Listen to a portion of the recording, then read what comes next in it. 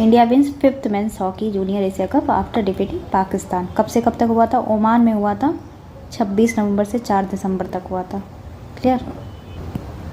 चलिए नेक्स्ट है, हाल ही में चर्चा में रहे फिशिंग कैट का मुख्य आवास कहाँ है? मेन हैबिटेट तो घने पर्वतीय वन में, शुष्क पर्णपाती वन में, आर्द्रभूमि और मैंग्रोव वन में, घास के मैदान में। तो फिशिंग कैट पानी कहाँ पे होगा? इसका आंसर होगा आर्द्रभूमि और मैंग्रोव वन में, यानी वेटलैंड्स एंड मैंग्रोव फॉरेस्ट में। इसका IUCN स्टेटस है वल्नरेबल, और मोस्टली ये पाए जाते हैं वेस्ट बंगाल में, क्योंकि उधर ही वेटलैंड अपना ज़्यादा है। ठीक है, और मैंग्रोव फॉरेस्ट भी पाया जाता है उधर। ये देखिए ऐसे दिखता है ये फिशिंग कैट जो मछलियाँ खाता है, और ये इसका हैबिटेट देखिए यहाँ पे वेस्ट बंगाल में सबसे ज़्यादा है, बाकी ढाका इधर जहाँ पाया जाता है ना मैंग्रोव फॉरेस्ट और वेटलैंड, इधर भी पाए जाते हैं लेकिन कम अमाउंट में। क्लियर।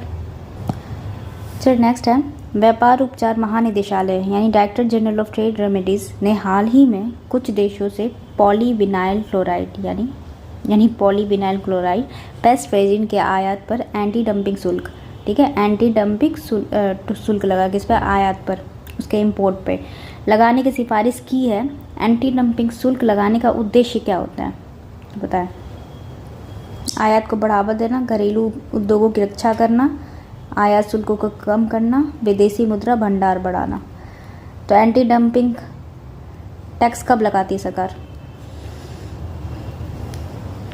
घरेलू उद्योगों की रक्षा करना, ठीक है।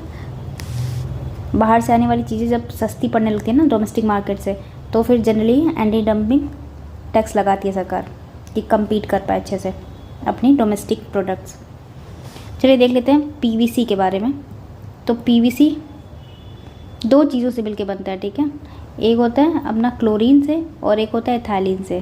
तो इथाइलिन और क्लोरीन को मिलाते हैं तो PVC बनता है। और क्लोरीन यहाँ पे कैसे निकलता है? तो क्लोरीन इलेक्ट्रोलिसिस ऑफ ब्राइन, मतलब सॉल्ट वाटर का इलेक्ट्रोलाइसिस करते हैं तो क्लोरीन बनता है जनरली, ठीक है। तो क्लोरीन और इथाइलिन को मिलाते हैं, ये ऑयल से आता है इथाइलिन। ओके, मतलब oil in the sense hydrocarbon gases जो होते हैं ना, उससे बनता है इथाइलिन। तो इन दोनों को मिलाने पे अपन का ये PVC बनता है, ठीक है। नेक्स्ट क्वेश्चन है, हाल ही में चर्चा में रहे सूर्य किरण अभ्यास किन 2 देशों के बीच में हुआ है? तो सैन्य अभ्यास है भारत, चीन, नेपाल, भूटान या श्रीलंका के साथ। इसका आंसर होगा नेपाल के साथ होता है, ठीक है। सूर्य किरण अभ्यास नेपाल के साथ होता है। कब हुआ था? 29 दिसंबर। अच्छा, PCS में अब एक ट्रेंड और चला है इस बार से कि वो डेट एग्जैक्टली पूछ लेते हैं, तो एक आइडिया होना चाहिए दिसंबर में हुआ था, नवंबर में हुआ था, या फिर कौन सा करंट अफेयर हम कब पढ़ रहे हैं, ये चीज़ दिमाग में रहना चाहिए। तो इसलिए जनरली डेट का ध्यान देते आप लोग। चलें तो चलें 29 दिसंबर 2024, ठीक है। 2024 के लास्ट में हुआ था सूर्य किरण, सूर्य ढल रहा था उसी समय सूर्य किरण अभ्यास हुआ था। और कब तक चला था? 13 जनवरी तक।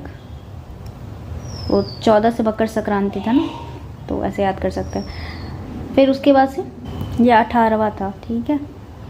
चलिए नेक्स्ट, हाल ही में चर्चा में रहे काम राजार बंदरगाह किस राज्य में स्थित है? ठीक है, काम राजार बंदरगाह पोर्ट कहाँ पे है? तमिलनाडु, आंध्र प्रदेश, केरल या महाराष्ट्र? इसका आंसर होगा तमिलनाडु में। चलिए मेजर पोर्ट जो हमारे 13 हैं भारत के, उसको देख लेते हैं। तो ये कांडला, भावनगर, पोरबंदर, वेरावल, ठीक है, भरूच, सूरत, मुंबई, जयन, रत्नागिरी, पणजी, मरमागांव, मंगलोर, कोचीन, अलापुजा, टूटिकोरिन, नागपट्टनम, चेन्नई, एनोर, जो क्वेश्चन में था कामराजार भी कहते हैं इसको, एनोर को। तो ये एनोर नाम से ज़्यादा फेमस है, ठीक है, एनोर, यही क्वेश्चन पे था। बाकी मछलीपट्टनम, काकीनाडा, विशाखापट्टनम, पारादीप और हल्दिया, ये हमारे 13 मेजर पोर्ट्स हैं। नेक्स्ट क्वेश्चन है, हाल ही में चर्चा में रहे क्वांटम टेलीपोर्टेशन का क्या महत्व है? तो अभी देखिए पूरी तरह से विकसित हुआ नहीं है, इस पर रिसर्च ही चल रहा है। क्वांटम टेलीपोर्टेशन, तो इसका आंसर क्या होगा? क्वांटम इंटरनेट में विकास में सहायक होगा, शल्य चिकित्सा क्षेत्र में उपयोगी होगा, सैन्य उपकरणों के निर्माण के लिए उपयोगी होगा, या उपयुक्त में से कोई नहीं। इसका आंसर होगा क्वांटम इंटरनेट के विकास में सहायक होगा। चलिए नेक्स्ट। तो नेक्स्ट है शारीरिक रूप से विकलांग क्रिकेट चैंपियनशिप ट्रॉफी, यानी फिजिकल डिसेबिलिटी। ठीक है, क्रिकेट चैंपियनशिप ट्रॉफी होती है 2025 की मेजबानी कौन सा देश किया है? इसका आंसर होगा श्रीलंका, बांग्लादेश, नेपाल, भारत। इसका आंसर है श्रीलंका ने। ठीक है, श्रीलंका ने होस्ट किया है physical disable cricket championship trophy 2025। Next, वर्ष 2024 में भारत में सबसे अधिक विदेशी पर्यटक किस देश से आए थे? तो भारत में सबसे अधिक कहाँ से आए थे? वियतनाम, थाईलैंड, बांग्लादेश, मलेशिया से आए थे। नेक्स्ट, भारत में बैंकिंग की प्रवृत्ति और प्रगति यानी trend and progress of banking report किसने जारी की? तो trend and progress of banking report किसने जारी की? कौन जारी करता है? इसका आंसर होगा RBI। ठीक है, RBI जारी करता है trend and progress of banking report. Next है, हाल ही में the United Nations disengagement observer force UNDOF का गठन किन देशों के बीच में शांति बनाए रखने के लिए किया गया था? भारत, पाकिस्तान, रूस, यूक्रेन, ईरान, इजराइल और सीरिया। इसका आंसर होगा इजराइल और सीरिया। ठीक है, इजराइल एंड सीरिया। नेक्स्ट है, हाल ही में किसने प्रगति की 45वीं बैठक की अध्यक्षता की है? प्रगति की 45वीं बैठक की अध्यक्षता की है। तो Pragati proactive governance and timely implementation, ये 2015 में एक्चुअली आया था। ये क्या करता है, मतलब कोई भी सरकार का प्रोग्राम है, ठीक है, स्कीम प्रोग्राम, तो उसको टाइमली इम्प्लीमेंट करने का प्रोसेस देखता है ये प्रगति। ठीक है, तो इसकी अध्यक्षता किसने की थी? गृह मंत्री, प्रधानमंत्री, रक्षा, विदेश मंत्री। तो कौन कर सकता है इसका? प्रधानमंत्री। नेक्स्ट है, हड़प्पा सभ्यता के किस स्थल पर हाल ही में जल प्रबंधन तकनीक के साक्ष्य मिले हैं? मोहनजोदाड़ो, लोथल, राखीगढ़ी या कालीबंगा। इसका आंसर होगा राखीगढ़ी। ठीक है, जल प्रबंधन तकनीक मिले हैं यहाँ पे साक्ष्य। चलिए हम थोड़ा एक्स्ट्रा देख लेते हैं इसमें। अब जैसे इसका आंसर होगा राखीगढ़ी। ठीक है, जल प्रबंधन तकनीक। तो राखीगढ़ी के बारे में और जान लेते हैं। तो ये सबसे लार्जेस्ट साइट है राखीगढ़ी। ठीक है, और यहाँ पे डॉग का डोमेस्टिकेशन का प्रमाण मिला है, मतलब कुत्तों को पालते थे। और manufacturing of terracotta, painted pottery in large amount, DNA finding of skeletal remark of women मिला है। ठीक है, तो इससे ये प्रमाण सिद्ध होता है, मतलब यहाँ से इस DNA फाइंडिंग से कि ये आर्यन थे ये लोग। ठीक है, बाकी लोथल का देखते हैं। तो लोथल भोगवा रिवर के किनारे है। ऐसा राव ने इसका वो किया था, इनमें खोजा था। और सेक्रीफिशियल ऑल्टर का प्रमाण मिला यहाँ पे। तो सेक्रीफिशियल ऑल्टर मतलब क्या होता है ना, जिसमें कह सकते हैं कि अग्नि कुंड, वो जिसमें कोई भी कथा वगैरह कराते हैं तो जो कुंड बनता है वही सेक्रीफिशियल ऑल्टर। तो ये 2 जगह से मिला है, लोथल से और कालीबंगा से। ठीक है, यहाँ पे भी कालीबंगा से और लोथल से। फिर यहाँ पे पोर्ट था ये लोथल। फारस का मुहर, ये बहुत इंपॉर्टेंट है, फारस का मुहर भी मिला है।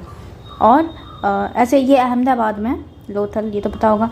फिर यहाँ पे डबल बरियल भी मिला है, मैन और वुमेन का दोनों एक साथ दफनाए गए थे लोथल में। राइस का कल्टीवेशन भी प्रमाण मिला है। और मैप मिला है, मतलब जहाँ पे डायरेक्शन का मैप मिला है, ये बहुत इंपॉर्टेंट है। ठीक है, डायरेक्शन का मैप मिला है लोथल में। बाकी नेक्स्ट देखते हैं कालीबंगा का। तो कालीबंगा बीबी लाल और बीबी थापर, ये दोनों लोगों ने डिस्कवरी करी थी। फिर यहाँ घग्गर नदी के किनारे हैं कालीबंगा। तो मैंने ऐसे याद किया था, ये याद नहीं होता था।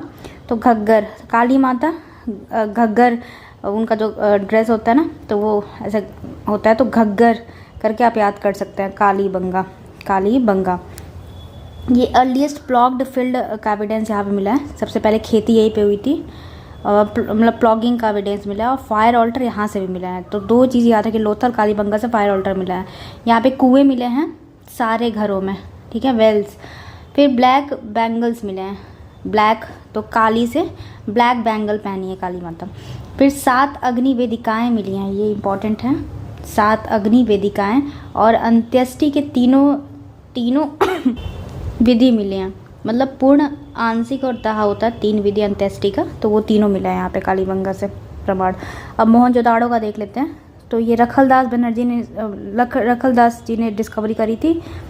लरकाना पाकिस्तान में इस समय इसका लोकेशन है, ठीक है। 1922 में हुई थी इसकी डिस्कवरी। और ग्रेट ग्रैनरी, ये तो बहुत कॉमन यहाँ से है कि ग्रेट ग्रैनरी मिली है, जो लार्जेस्ट बिल्डिंग उस समय की थी, ठीक है, IBC की। और मोस्ट यूज सिंबल उस समय था U, ऐसे करके, ठीक है। और पशुपति सील मिला है, ब्रॉन्ज डांसिंग गर्ल मिली है, और बेयर्ड एक दाढ़ी वाला आदमी मिला है, जो कि माना जाता है प्रीस्ट था, पंडित। यहाँ पे काऊ का प्रमाण नहीं मिला है, ये बहुत इंपॉर्टेंट है, काऊ का प्रमाण नहीं मिला है। सबसे ज़्यादा प्रमाण फिशेस का मिला है, मछलियों का, मोहनजोदाड़ो से, राइट। तो आई होप ये सारा हो गया। नेक्स्ट देखते हैं। नेक्स्ट क्वेश्चन है घरेलू उपभोग व्यय सर्वेक्षण, यानी house hold consumption and expenditure survey. House hold consumption and expenditure सर्वे ये कौन कराता है? तो कौन कराता है ये? नीति आयोग, योजना आयोग, भारतीय रिजर्व बैंक या NSSO? तो इसका आंसर होगा NSSO कराता है, नेशनल सैंपल सर्वे ऑफिस, ठीक है, NSSO। ये मॉस्पी के अंडर आता है। और ये हाउस होल्ड कंजप्शन एक्सपेंडिचर सर्वे जो होता है 5 साल पे होता है, ठीक है। गुड एंड सर्विस कंजप्शन के बारे में बताता है, हाउस होल्ड कितना खर्च करता है। और इसमें GDP और CPI का यूज़ किया जाता है, क्लियर। नेक्स्ट क्वेश्चन है हाल ही में भारत में कुछ हिस्सों में पश्चिमी विभोज यानी वेस्टर्न डिस्टर्बेंस सक्रिय रहा, ये किस क्षेत्र में वर्षा लाती है?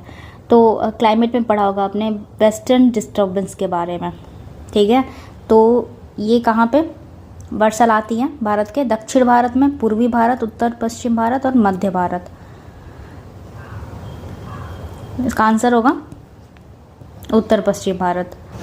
तो यहाँ पे देख सकते हैं एक्चुअली होता क्या है कि ये वेस्टर्न मतलब ये मेडिटेरियन सी से निकलता है, ठीक है। ये एस्ट्रोट्रॉपिकल स्टॉर्म होते हैं जो यहाँ से मेडिटेरियन सी से निकलते हैं, और ये पूरा अफेक्ट करता है ये पूरा रीजन, अफगानिस्तान, ईरान, पाकिस्तान, और इंडिया में एंट्री करता है। और इंडियन सब कॉन्टिनेंट में जैसे पंजाब, हरियाणा, राजस्थान, ये इधर ये सब यहाँ पे बारिश होती है। और ये ना विंटर में रेनफॉल का जो कारण होता है वो यही बनता है, इसी की वजह से, जो कि राबी क्रॉप्स के लिए बहुत लाभदायक होता है। राबी क्रॉप्स विंटर में होता है ना, तो उनको पानी ये देता है, ठीक है। तो राबी क्रॉप जनरली क्या अक्टूबर से दिसंबर में इनका होता है, सोन होता है। तो इसी समय में इनका जो ठंडी होती है उस समय, तो ये जो मेडिटेरियन ये जो वेस्टर्न डिस्टर्बेंस होता है ना, इसकी वजह से इनको बारिश मिलती है, और इसके लिए बहुत लाभदायक होता है राबी क्रॉप्स के लिए। तो ये हो गया वेस्टर्न डिस्टर्बेंस के बारे में। नेक्स्ट है हाल ही में चर्चा में रहे PM केयर्स फंड का उपयोग किस ये किया जाता है? तो ये तो बहुत फेमस हुआ था कोविड के टाइम में, PM केयर्स फंड है, ठीक है। तो इसका आंसर होगा आपातकालीन स्थितियों में राहत और सहायता प्रदान करने के लिए PM केयर्स का फंड का यूज़ किया जाता है। तो इसके बारे में थोड़ा देख लेते हैं। देखिए, prime minister citizen assistant and relief emergency situation fund, इसी को कहते हैं PM cares fund, was created on the 28 March 2020। Covid के टाइम में ये क्रिएट हुआ था, और ये वॉलेंटियरी था इसमें जो पैसा था। Following the COVID-19 pandemic in India, it was created for the combating and containment and relief effort against the corona virus outbreak. फिर उसके बाद से it has registered as a public charitable trust. देखिए, ये इंपॉर्टेंट, पब्लिक चैरिटेबल ट्रस्ट के रूप में इसको रजिस्टर किया गया था। और जो भी मतलब इमरजेंसी के टाइम में उस समय जिनको भी हेल्प की ज़रूरत थी ना, इसी में से पैसा जाता था, और इसमें कोई भी पैसा डाल सकता था। बाद में इसमें केस हुआ ना कि पैसा बताया जाए कि इसमें कितना है और कहाँ यूज़ हो रहा है, तो फिर सुप्रीम कोर्ट ने बोला था कि